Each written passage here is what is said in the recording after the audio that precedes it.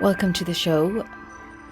It is Friday, the 28th of February, and I would like to talk today about the current worldwide crisis that we seem to find ourselves a part of. This has caused obviously grave concern across the globe, and it is becoming very real. Yesterday there was a case reported in the north of Ireland, in Belfast, I'm sure. It's becoming very real, and it's definitely circling our waters, as it were. So something that seemed so far away is now upon us. Possibly, potentially, hopefully not.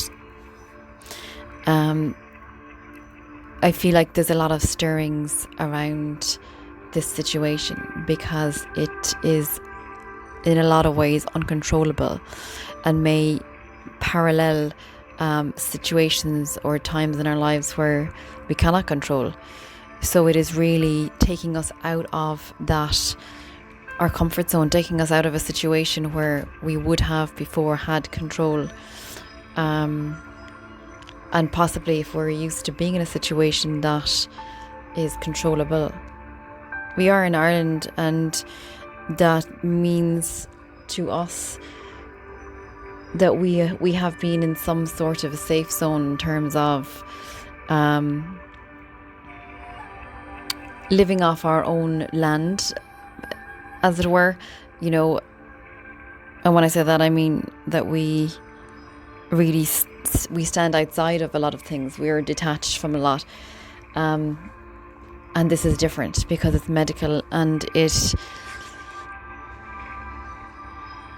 can come in many ways, and it will come, as they said, and it has now arrived. It just depends on how far it will go.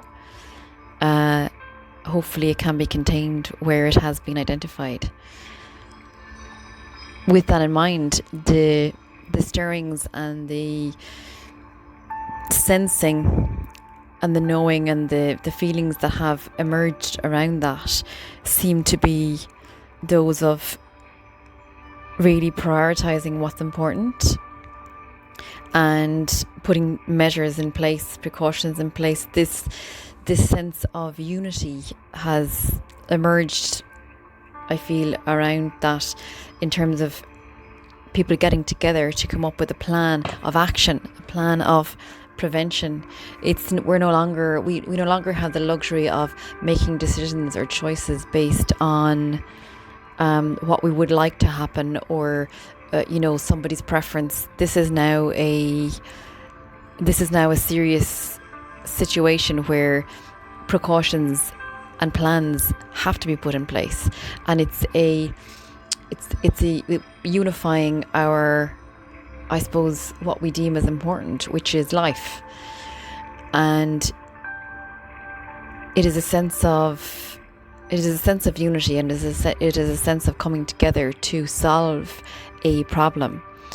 When this happens, it does create that sense of community, and I do feel like being grateful for what we have and the prioritizing what's important. I think that's all really coming through and coming across, and it is definitely a time of really looking at what is important. A lot of times we choose to look at things in different ways, or we will get pulled into different scenarios, and a lot of the stuff I've talked about is about getting pulled into dramas or distractions and stuff like that. This is very different. This is a sense of really focusing. This really focuses the mind on what is important, and we can choose to use the energy of this in that positive way, in that it will make us choose, or encourage us to choose, really what's important, and really focus our attention and our love and gratitude, and as I said, focusing on something that we want to grow. So this is a really, really interesting and when I say that, I mean it in terms of development. And parallel to that, there is so much happening that is devastating people all around the world.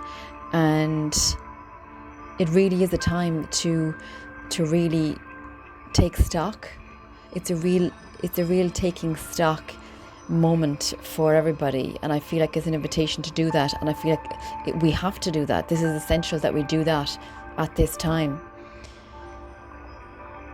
because in order for us to mind what we have on all levels, putting precautions in place, making us and our loved ones safe in this time, that will go across the board, and that will really come across in the coming weeks, I feel.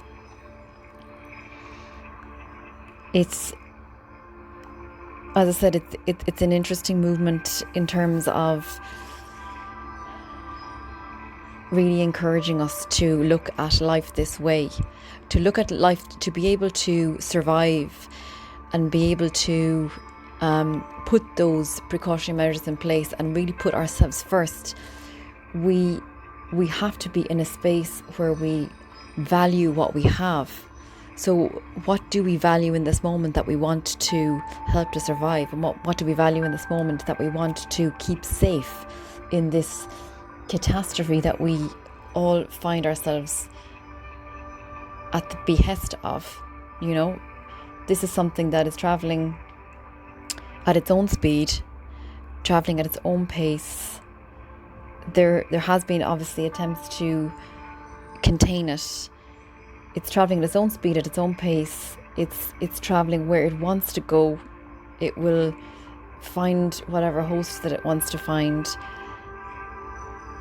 So what we can do is take stock, put precautions in place, keep ourselves out of, as they have said, you know, big events and such things.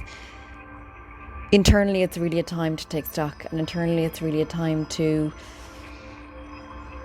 check and see what's important. Is life important? Is life important to you? And who in life is important to you? So that's really the message or the question for today in terms of our inner journey and the outer journey that we see outside of us and that we see developing in other countries, some worse off at the moment than others, some being able to contain, control and decrease the level of fatality, and some not. And each of those different things are happening in different places. And it depends on our resources. It depends on our country's resources, our external resources, and our internal resources to keep ourselves as healthy as possible. And even at this point, we're unsure if that is actually something that could prevent it or that could stop it. So it is really a time of the unknown, and it is really a time of, as I said, taking stock and seeing what is valuable and what do you value most dear. And to see what it is that you want to keep and that you want to keep safe in this time. As far as I think, there is no cases with animals at the moment. I may be wrong there. It is something that, as I said, it is something that's uncontrollable, and it is something that we can't call it. We're not far enough ahead that we know what way it will go, or we're not far enough ahead that we can predict whether there's any change in its consistency or in as I said, in what it infects or who it infects. So it's really a really trying time in terms of waiting to see, and also in that time, all we can do is put measures in place and keep ourselves safe. So I wish you well in whatever thought process that you're going through at the moment, because obviously everybody is thinking about it in some shape or form. And I wonder how much we value life as a nation, as a worldwide entity. How much do we value life if this has been created? And how do we uncreate it? How do we make it disappear? How do we dissolve this? How do we solve it? And going forward, how much do we value life? And how much do we not want something like this to leak again? Or how much do we value ourselves more than science? Do we value ourselves more than creating, creating something in a lab? Do we value ourselves more than that? So do we value, how much do we value life? How much do I value life? How much do you value life? Today, if we do think about it and wonder what the answer may be. Okay, guys, thanks for listening, and I hope there is some food for thought, and be safe.